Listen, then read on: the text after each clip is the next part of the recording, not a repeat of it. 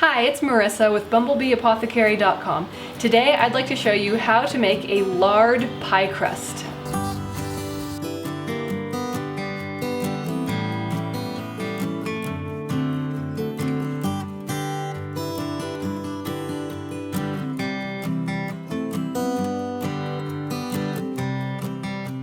So in this recipe, I'm going to deviate a little bit from my all-time favorite fat, which is tallow, and show you how to make something using another wonderful traditional fat, lard.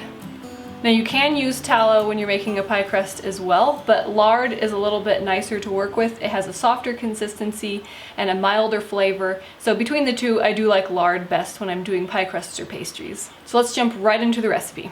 When I make pie crusts, I really like to use a food processor. It's just really fast and easy. But if you don't have a food processor, no big deal. You can also make this just in a bowl with a fork.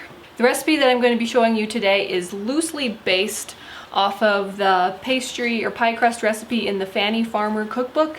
This is such a great old-fashioned cookbook back in the day when they were not afraid to put things like lard and butter in recipes. So I really love this. It shows you how to make so many different things, and I go to it all the time just to find out how to make different delicious recipes. So I'm going to start by adding 1 3/4 cups of my white all-purpose flour. This is an unbleached white all-purpose flour that I get from Azure Standard. It has not been enriched, which I really like because, like I've said before, those things that they add to it to make it enriched are not good for us. So I'm not measuring real exactly, but basically 1 3/4 cups. Next, I'm going to add my salt. I'm doing a few good pinches. You can use up to 1 teaspoon. And then I'm going to add my fat. And here is the good part for this recipe. I am using a combination of organic lard, and then I'm also using grass-fed butter. So you can use all butter, or you can use all lard, or you can use a combination of both, which is what I'm doing today. So you have flexibility depending on how much of either fat you have. I probably should have turned this on a little bit and mixed that salt in a bit. That's what I recommend doing. I just forgot. So anyway, it's not a big deal. I'll just go ahead and add that. I'm using cold butter straight from the refrigerator. Then I'm just going to stick the lid on, and then I'm just going to pulse it a few times until the fat is broken up into chunks mixed with the flour, like a coarse meal type of a texture. Not much smaller than that, maybe bigger than that is okay. What you want is to keep those pieces of the butter and lard big enough so that they can form nice flaky places in the finished pie crust. So you want them big enough to do that. You don't want them too blended in. I guess is what I'm trying to say is like pea-sized chunks would be ideal. So that's what we're kind of looking for. Let's check it. Yeah, that's looking good. Okay, I think I want to leave it like that. Next, I'm going to add some ice water, just 1 tablespoon at a time, just enough to where the dough comes together and will stick into a ball. And I'm going to add that while I'm pulsing. Just kind of trickle it in. You want to make sure that you don't overwork pastry or pie dough because you don't want it to get tough. The amount of water that you need is just going to depend on your flour. Some flours are more thirsty than others, and how long your flour has been sitting around, your climate, different things like that. So you can use up to about 1/3 cup, just until you get to that good pie dough consistency. Okay, it looks like we are there. See how it's staying together nicely. Now at this point, you're going to want to take it out and just form it into a ball shape.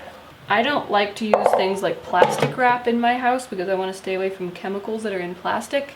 So I don't actually have any plastic wrap. Work it into a ball, and then I'll cover it with like a damp flour sack towel and then put it in the refrigerator for 1 hour. Okay, and there you go. There is your lard pie crust.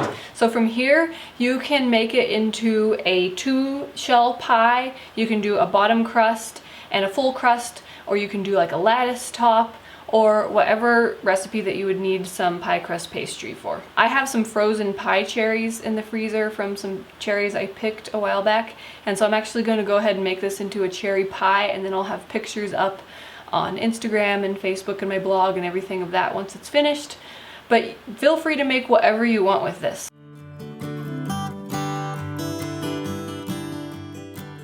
So in this recipe, we are using all white flour.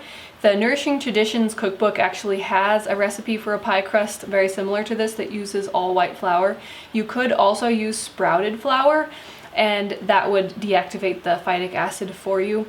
But if you want that traditional flaky light pie crust, you'll want to use a white flour. And in that recipe, the Nourishing Traditions cookbook says, now in this recipe is the one time in this cookbook that we deviate from our principles and use white flour. The rest of the cookbook you always use, even if you are using some white flour, as like in the sourdough bread, or like I did in my sourdough pizza crust recipe that I'll link below. Just to lighten it up, you're still using a good amount of whole grain flour. Not something you'd want to include in your diet for a huge part on an ongoing basis, but every once in a while it's a delicious thing to enjoy. And with those healthy fats like the organic lard and the grass-fed butter, it still has a lot of redeeming qualities. If you're on my channel, you're probably familiar with the idea of these nourishing foods and properly prepared grains, but if you're new to the idea, I wanted to quickly go into why we do that. So all grains are seeds, and seeds have protective things in them because they don't want to get eaten. They want to be able to grow into a plant. But in order to unlock the nutrients in the seeds and to make them easier to digest, we have to deactivate those anti-nutrients. So traditional preparation techniques like souring for sourdough, or soaking, or fermenting, or sprouting are all ways to deactivate those anti-nutrients and make it so that the grains are easier to digest and that the nutrients are available for our body. When we're using white flour, it's not so important to have it fermented because the bran is already removed and it's basically just starch, and the bran is where those anti-nutrients are stored. White flour on its own is not very nutritious because it's just starch, and that's why most of the time we want to be using a whole grain that's properly prepared, because that has the entire part of the grain where the nutrients are, and then when we properly prepare them, our body can actually digest them easily and use the nutrients. I've talked on my channel quite a bit about healthy fat, especially tallow. I have another video where I go into tallow versus lard, the differences, the things that they're used best for, so if you're interested in learning more about that, I'll link it below and you can check that out. But lard is great to use in a pie crust recipe because it is a wonderful nutrient-rich traditional fat that gives pastries and pie crusts a wonderful flaky texture. I really like using it either on its own or like I have in this recipe with butter and lard in a combination. Okay, I hope that you enjoyed seeing how to make a pie crust with lard, and I hope that you give it a try.